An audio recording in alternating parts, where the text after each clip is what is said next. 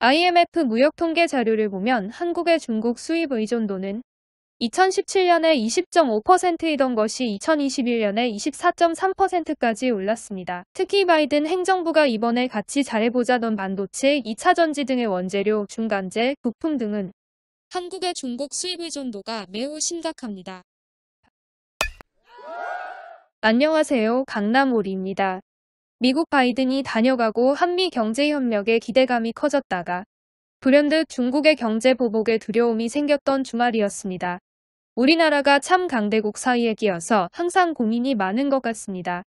가장 좋은 것은 미국과 중국 사이에서 외교를 잘하며 양쪽 수혜를 얻는 것이겠지만 미국인지 중국인지 점점 선택을 강요받고 있는 입장이 되고 이번 정부는 친미 성향이 강할 것이라 예상되니 그에 따라 개인 투자자는 어떤 상황을 맞이할 수 있는지 경우를 생각해봤습니다.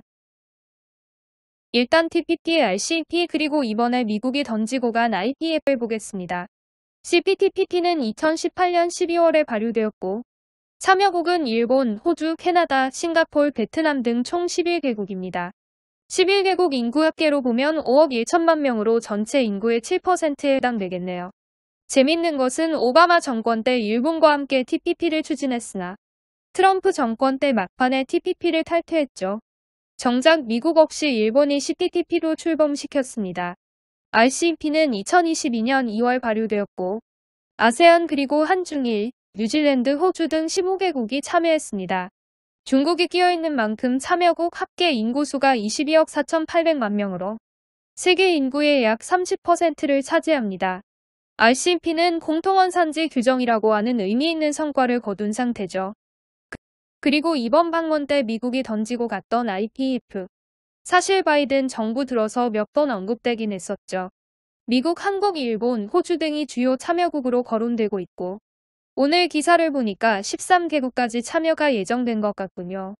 무역 원활화, 공급망 회복력, 인프라, 탈탄소 및 클린에너지, 수출 통제 및 투자 심사 등을 목적으로 두고 있는데 사실 다들 느끼다시피 중국 주도의 RCEP를 견제하고 그 과정에서 제기되는 정보기술 탈취, 공급망 위협 등을 대처하기 위함이겠죠.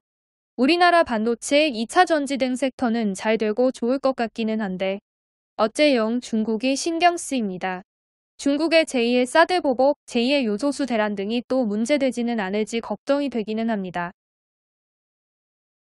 IMF 무역 통계 자료를 보면 한국의 중국 수입 의존도는 2017년에 20.5%이던 것이 2021년에 24.3%까지 올랐습니다. 반면 미국의 중국 수입 의존도는 내려갔군요. 우리나라의 산업재 중 특히 중간재의 중국 수입 의존도는 2019년 기준 27%입니다. 그리고 부품 소재도 29.3%나 됩니다. 특히 바이든 행정부가 이번에 같이 잘해보자던 반도체, 2차 전지 등의 원재료, 중간재, 부품 등은 한국의 중국 수입 의존도가 매우 심각합니다. 반도체의 경우 한국은 39%, 리튬이온 배터리는 93%, 히토류는 52.4%나 됩니다.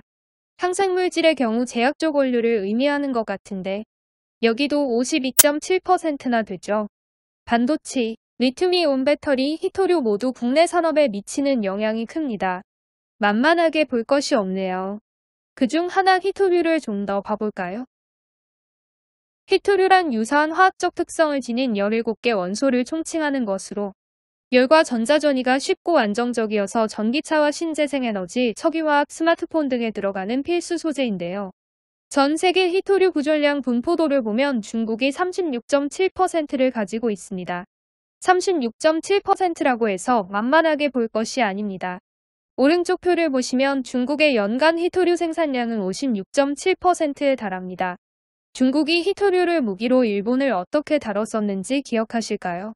제가 중국을 걱정하는 이유입니다. 그런데 뭐 설마 별일이야 있겠습니까?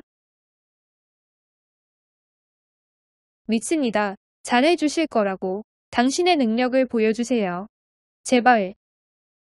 아직 아무 일도 일어나지 않았지만 찜찜하네요. 오늘 준비한 영상은 여기까지입니다. 영상과 관련한 생각을 편하게 댓글로 공유해주세요. 구독과 좋아요는 항상 큰 힘이 됩니다. 영상 끝까지 시청해주셔서 감사합니다.